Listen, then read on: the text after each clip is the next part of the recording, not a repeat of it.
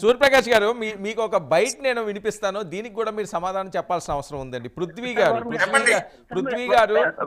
30 years old Prithvi గారు కొన్ని అంశాలు మీ గురించి, మీ తండ్రి గారి గురించి, అలాగే పద్మనాభం గారి గురించి మాట్లాడారు. ఆ వీడియో ఒకసారి వినండి. వీడియో ప్లే చేయండి. అర్రామ జోగయ్య గారు మీకు నమస్కారం అండి. అలాగే ముద్రగడ పద్మనాభం గారు మీకు కూడా ప్రత్యేకించి ధన్యవాదాలు తెలియజేస్తున్నామండి. మీరు పొత్తు అర్రామ జోగయ్య గారు పొత్తు ఎందుకు వద్దనుకున్నారో ఇప్పుడు అర్థమైంది. ఎంత డ్రామాలు ఆడారండి, ఎంత ఆశీర్వాదం మీకు ఇస్తున్నాం. ఒక కులానికి సంబంధించి కుల పెద్దగా, ఒక భీష్ముడిగా మిమ్మల్ని మేము అనుకుంటే మీరు చేసింది ఏంటంటే లాస్ట్కి మీ అబ్బాయికి వైసీపీలో సీటు కోసం ఇంత డ్రామా ఆడారు. ఈ డ్రామాని ప్రజలందరూ తెలుసుకోండి, కాపు సోదరులందరూ ఇప్పుడే మేల్కోండి, మీరు అందరూ గ్రహించండి. దీనికోసమా రాజా, దీనికోసమా మీరు ఇంత లెటర్లు రాయటం, ప్రేమ లేఖలు రాయటం, మీరు ఇబ్బంది పెట్టడం? ఒక పెద్దవారిగా మీరు వెనకాల ఉండి, మీరందరూ ఉండి, ఒక తరం చూసిన వాళ్ళు మీరందరూ ఉండి ఆశీర్వదించి ఈ తరానికి ప్రతినిధి అయినటువంటి శ్రీ పవన్ కళ్యాణ్ గారికి అండగా ఉండి వారికి మీ యొక్క చేయూతనిచ్చి వారిని ముందుకు నడిపించి, అలాగే రాజకీయంలో ఒక అద్భుతమైన మార్పు తీసుకురావాలని మేమందరం ఎంతో ఆశపడి ఎదురు చూస్తే ఆఖరికి మీ బుద్ధి ఏంటి అనేది ఇప్పుడు బయటపడిందండి. మీ అబ్బాయి యొక్క టికెట్ కోసం మీరు ఇంత డ్రామా నడిపారు. చాలా సంతోషం అండి, చాలా సంతోషం. అలాగే ముద్రగడ్డ గారు మీకు కూడా ఒక నమస్కారం అండి. ఒక జన సైనికుడిగా అడుగుతున్నానండి, ఒకటే మాట, మీరు ప్రతిసారి నా దగ్గరికి రాలేదు, నా ఆశీర్వాదం తీసుకోలేదు, నా దగ్గరికి వచ్చి నన్ను కలవలేదు.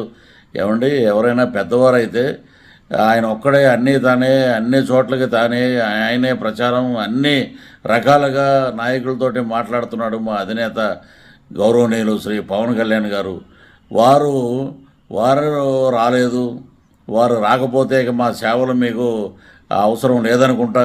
ఇలాంటి మాటలు మీరు మాట్లాడి నిజంగా ఏంటంటే మీలాంటి పెద్దలు నిజంగా మేమందరం కాపుగా పుట్టినందుకు ఎంత గర్వపడ్డామంటే, మేమందరం మాకు బ్రహ్మాండమైన నాయకులు మీరు ఉన్నారు, అర్రామ జోగయ్య గారు, అలాగే గౌరవనీయులు ముద్రగడ్డ పద్మనాభం గారు, మీరు అందరూ ఉన్నారని ఒక తాడేపల్లిగూడెం వాస్తవుడిగా, ఒక కాపు బిడ్డగా మిమ్మల్ని అందరినీ గౌరవించాం.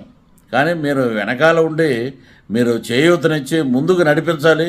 ముందుకు వచ్చి ఎస్ పవన్ కళ్యాణ్ గారు, మేమందరం ఉన్నాం, మేము నడిపిస్తాం, యుద్ధంలో పోరాటం మందే, ఈ యుద్ధంలో శత్రువులని, ముష్కరులని, ఈ రాష్ట్రాన్ని దోచుకుంటున్న దోపిడీదారులని, ఈ వైసీపీ పార్టీని నేలమట్టం చేద్దాం, మీకు మేమున్నాం అని చెప్పలేక లోపల ఏదేదో ప్లాన్లు వేసుకుంటూ ఏదేదో గడుపుకుంటూ ఇప్పుడు దాకా గడిపి పెద్దవారుగా ఉండి మీరు ఆశీర్వదించాలి.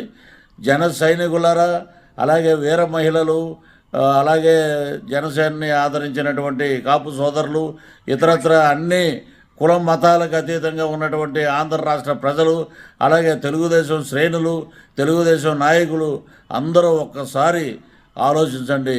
వీరి యొక్క వక్ర బుద్ధి ఎలాంటిదనేది ఈ పాటికి మీకు అర్థమై ఉంటుంది.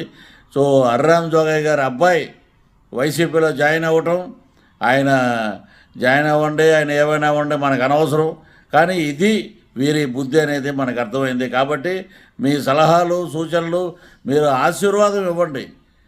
పవన్ కళ్యాణ్ గారిని అసెంబ్లీకి పంపించండి. అద్భుతంగా జనసేన కూటమిని, జనసేన టీడీపీ పొత్తు మీకు ఎందుకు నచ్చలేదు అనేది ఇప్పుడు తేటతెల్లమైంది. అబ్బబ్బబ్బా, ఏమి స్క్రీన్ ప్లే చేశారు రాజ్య, చాలా సూపర్ అండి. మీ యొక్క రాజకీయ నైపుణ్యాన్ని బ్రహ్మాండంగా బయటపెట్టారు. కాబట్టి ఆంధ్ర రాష్ట్ర ప్రజలు చాలా మంచివారు, వారందరూ కూటమికి అద్భుతమైన విజయాన్ని ఇస్తారు.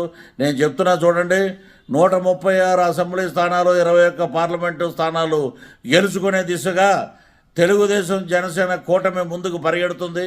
ఇది తథ్యం, ఇదే జరుగుద్ది. ఆంధ్ర రాష్ట్ర ప్రజలు మరొకసారి గమనించండి. జై హింద్, జై జనసేన, జై టీడీపీ. సూర్యప్రకాష్ గారు సార్